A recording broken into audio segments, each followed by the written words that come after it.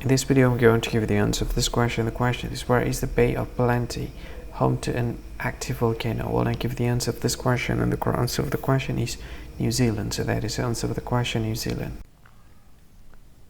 Hi, thank you so much for watching this video. If you find this video is very useful, you can help this channel to grow by subscribing this channel.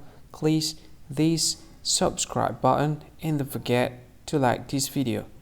And if you find this video is not really good, or you don't really like this video, or you kind of feel that it's a little bit offensive or something like that, you can click this one, dislike button. You can do that anyway.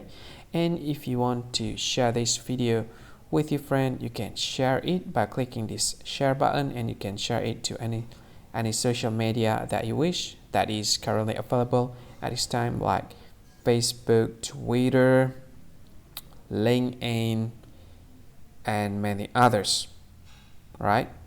And if you want to add this video to your playlist, you can click this one. You can watch this video later, and you can find more options by clicking these three dots. And yeah, don't forget to subscribe. I think that's all of it. Thank you so much for watching this video, and see you again in another video.